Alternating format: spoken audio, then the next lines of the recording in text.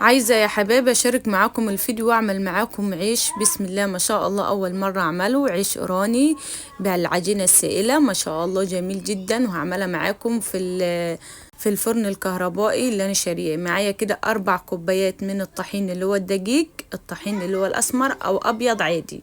معايا كده معلقة كبيرة من الخميرة، رشة كده من الملح، معلقتين من السكر. تمام. معايا كده 2.5 كوبايات من المية الدافية.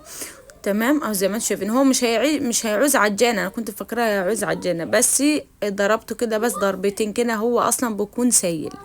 تمام، من غير عجانة هتعمليه.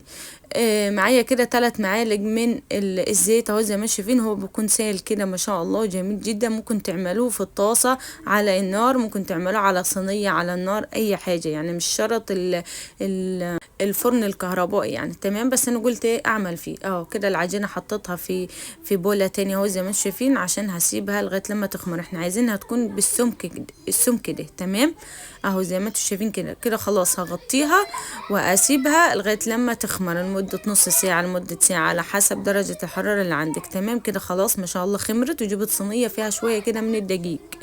تمام اهو بالشكل الجميل ده ما شاء الله. انا حبيت اعمله، هو بنعمل بالدقيق اللي هو الاسمر، اللي هو الدقيق اللي فيه رده. بس ما شاء الله طلع حلو جدا العيش ده اللي احنا بنشتريه.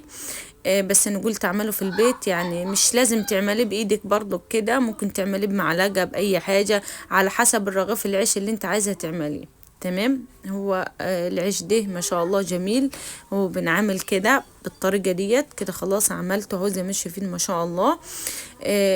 هسخن بقى ايه هسخن الجهاز ده اهو زي ما انتم شايفين. ممكن تعملها على النار على الصينيه عادي زي ما انتم شايفين. هجيب بقى شويه كده من الطحين وبالراحه كده وهعمله. انا في الاول مش كنت بعرف اعمله، بس واحده واحده ايه عملته يعني. ساعات يطلع معايا كده، ساعات يطلع معايا مدور يعني، ساعات كده يعني. بسم الله ما شاء الله، شويه عيش ايراني زي الفل ما شاء الله. شايفين عامل ازاي وخطير، وكان طري وكان تحفه ما شاء الله، حاجه كده روعه. هعمل معاكم كمان واحدة اهو زي ما انتم شايفين. مرة يظبط ومرة ما يظبطش، بس ما شاء الله كان جميل جدا العيش ده. اول مرة اعمله، قلت تجربة كده معاكم، وحبيت اشارك معاكم الفيديو واوريكم يعني بنعمل ازاي. تمام ما شاء الله، احلى عيش ممكن تاكلي بيه مع اي اكل يعني. اهو زي ما انتم شايفين ما شاء الله، حاجة كده تحفة. انا هعملها معاكم بالدقيق اللي هو الابيض. شايفين الجمال، والله ما في اجمل من كده ولا احلى من كده ما شاء الله. عيالي كل ما اعمل واحد ياكلوه، كل ما اعمل واحد ياكلوه، يقوم ما عادش الرغيفين دول. قلت ما الحق بسرعه اصورهم. تابعيني، لو انتم مش متابعيني حطي لي لايك وقولي لي رايكم في العيش اللي